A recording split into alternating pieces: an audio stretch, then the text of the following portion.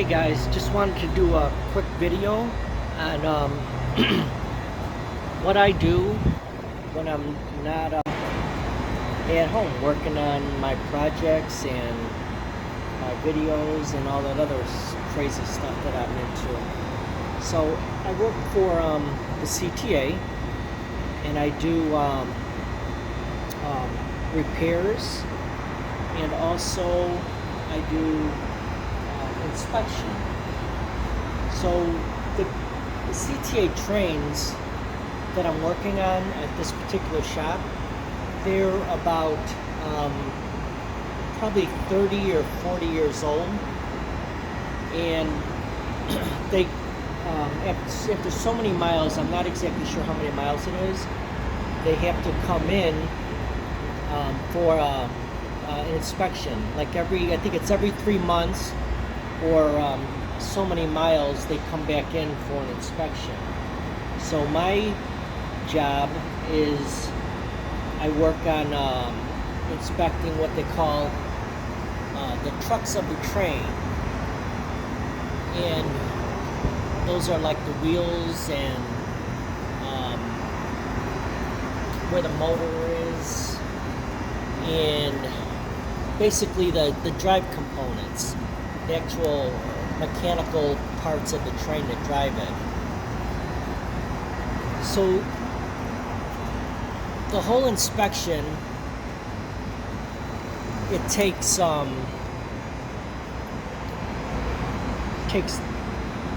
10 guys, 4 hours to do 2 cars, which is the cars themselves are a matched set. In other words, you'll never see a single car going down the tracks on a CTA.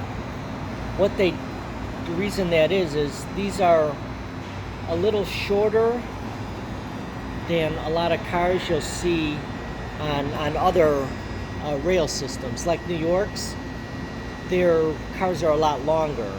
And the reason that is because when they originally built the downtown L, that's the elevated area of the downtown, they made these turns that were sort of narrow because the cars were not that big at the time.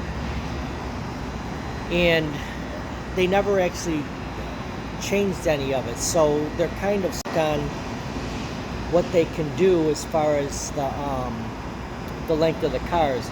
So rather than try to put a long one on there, what they did was they took a long one and they divided it into two, into what they call a match set. So anyhow, the shop that I'm in now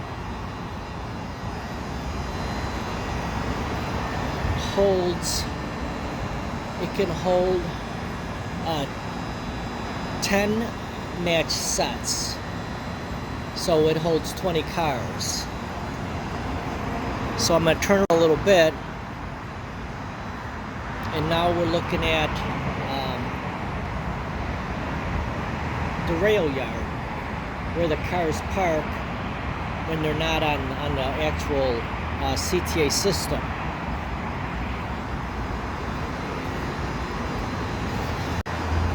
So part of my job is I go underneath the train. They call this a pit, by the way, where I'm going into. It's a set of stairs that go underneath, and you can see the underneath of the train a little bit. So on this particular train,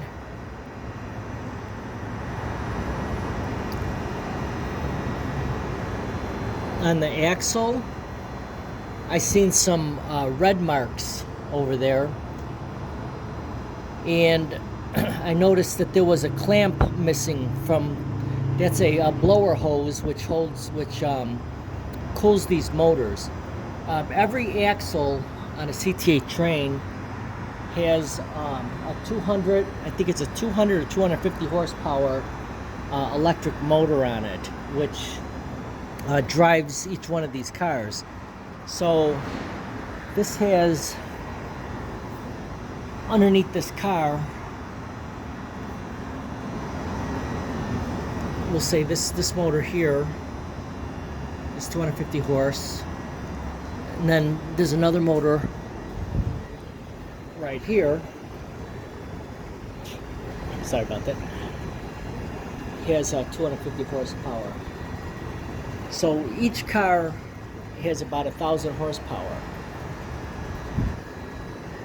Now all this wiring you see, oh, by the way, these cars run on 600 volts of DC electricity, not AC. They run on DC electricity. But the new cars, which they call the 5000 series, those run on DC current. I'm sorry, AC current. The new ones run on AC current. And I think the new ones that we're going to be getting in, they're the 7000 series. I'm pretty sure those are going to be running on AC too.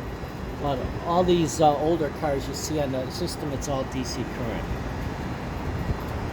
So on what I have to look at, I've got 73 different things that I've got to look at underneath here.